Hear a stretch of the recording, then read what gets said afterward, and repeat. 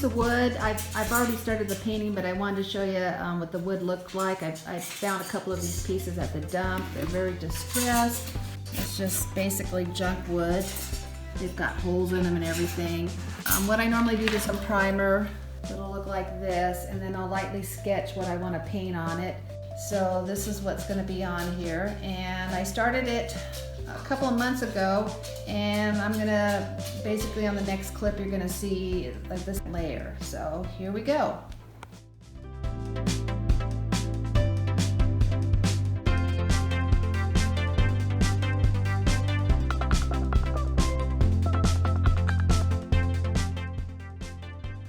This is the first layer that I... Thanks, Romeo. Basically a very rough rendering of this horse. I did my horse a couple years back. Oh, now we have a bird fight. I'm not gonna get any painting done, guys. Very loosely painted, splattered. So I want to do the same thing with this.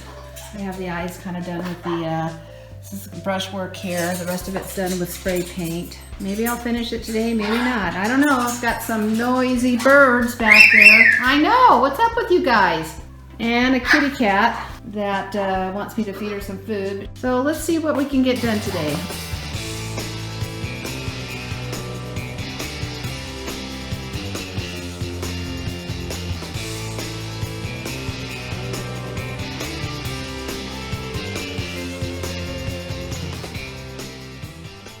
The difference between this one and that one is if you look closely, there's a lot of unusual little shapes and designs on this piece. It makes it more interesting.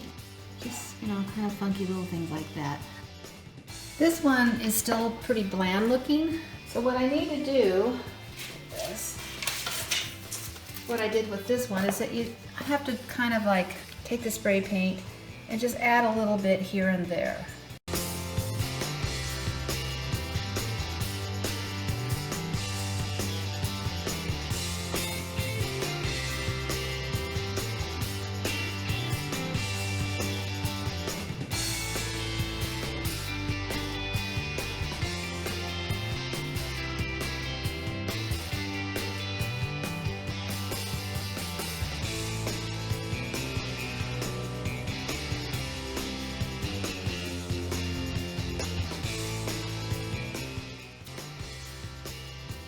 So just by doing that, it did add a little bit more interest to the painting.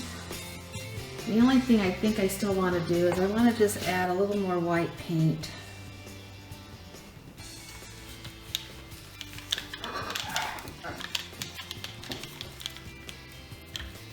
This is one of these paint kits, and this is a cheapy little kit.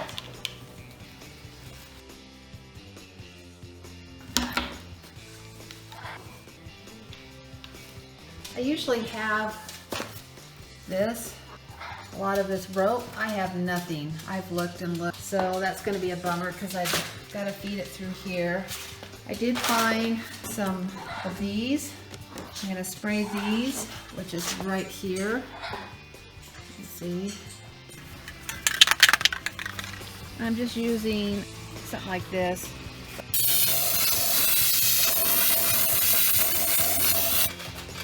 And the next thing I need to do to finish this project, I need to wire it.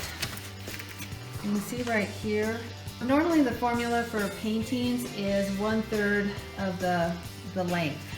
So I'm gonna turn the camera off for a second and do this really quick. Okay, I'm back. I'm glad I did that off camera because my goodness, I thought I'd never handled a power tool or a drill before. It was horrible. But I got them both in. I'm gonna wire that later on, or maybe wait until I get my rope. And one thing, I am not ever gonna buy a cheapy little painting kit again. This is with one of those trays, and this is horrible. So this is going in here.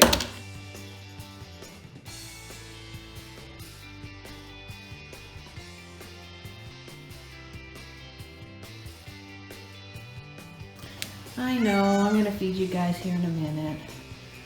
Okay, so when I finish it, I'll come back and show you the finished product. And when I photograph it, that's going to be the final thing to tell me if it's done or not. But this isn't really fine art, so I'm not that critical. I don't want to overpaint it. It's just a fun piece I'm going to give to a friend. I mean, this is not what I normally do, but a lot of these big pieces that go outside, it's a big bear, and it's just really awful wood I've found. I mean, now it's really starting to fall apart, but they look really cool when they're out in the garden or out in the by the driveway. I mean, this guy's out by my front driveway, and he's kind of like guarding everything. I have a little bear that stands next to him, or her. They're in here right now for storage, like everything else. But you can see this is kind of falling apart. I'll have to touch it up for the spring. Okay, you guys are having a hard time? Say hello, Romeo. So I will be back, show you the finished product, and we will be done.